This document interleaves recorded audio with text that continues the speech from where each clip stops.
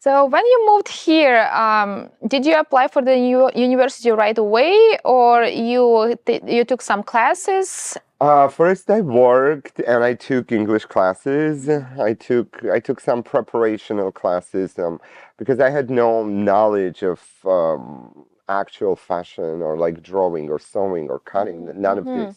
So I took a job as makeup artist at Lancome, and I simultaneously was studying how to sew and how to write in English. My writing wasn't good. The speaking was good, but the writing was very bad. So I had to study on that a lot more, high school and after high school. But yeah, and then I applied for college. Can you tell the whole process for the people who want to be a fashion designer here? What kind of step they have to take? Mostly, I think they should just try to get their idea on the paper somehow. It doesn't have to be perfect picture, because it's a sketch, it's not a painting. So you don't really have to be the best artist, it's not art. It's just a sketch that puts your idea of design on the paper. And from that you can go into construction.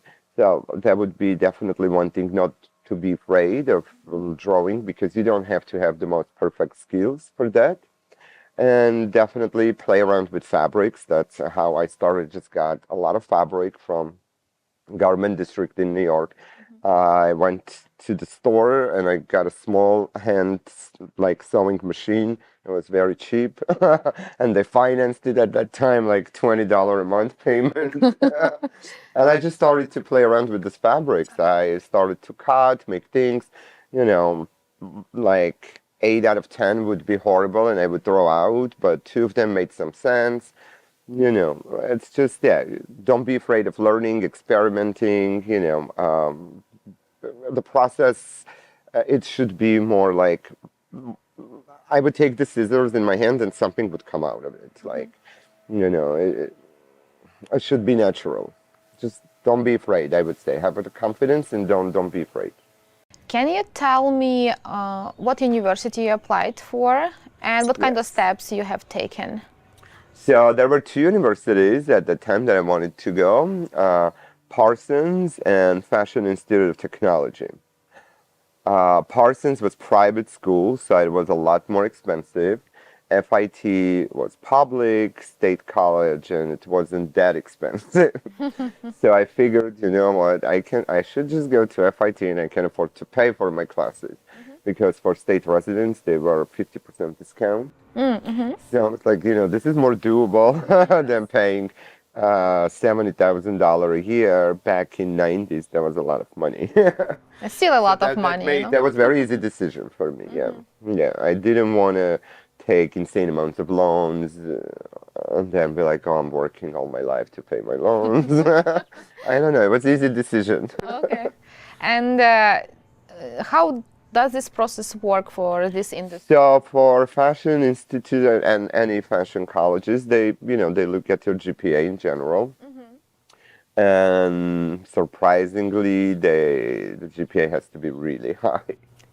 Seriously, how high Yes, does it? mine was 4. I was always a straight A student. Oh my God. Colleges, high schools, everywhere. So they definitely do look at it because a lot of talented kids do come with great designs and great sewing skills, great drawing skills. So then definitely they look at GPA because there are insane amount of talented people who come. Um, But I they mean, like, if you're talented, doesn't mean you're doing good in a school, I know that's another criteria they look like below 3.5 is very difficult. Yes, in It's any interesting. fashion college, I would Surprised. say. Yeah, maybe it changed right now. I'm not sure, but back in the day, it was very important. Um, yeah, I mean, a lot of the students who weren't admitted to the college, they would take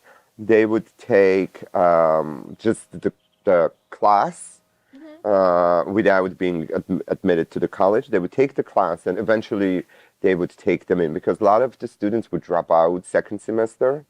They would decide it's not for them. So a lot of Oh, students would okay. drop out. It was very difficult to have. I mean, we had a draping class, which was 2 times a week 4 hours each time, and it was only 4 credits. And then we had all these classes that were 0 credit that we had to take, and we had to do insane amount of homework. So a lot of the students would drop out. They would realize, maybe it was just the wrong thing for me. And then the students who were taking the classes, they would have the first opportunity to be admitted. That's cool. Yeah, so if you I would say if someone is not accepted right away, they should still take the classes. Did they take you just by your by your credits, Oh, or you had to absolutely do no. something You had else? to do, they would look at your sketches, at your skills. They would look.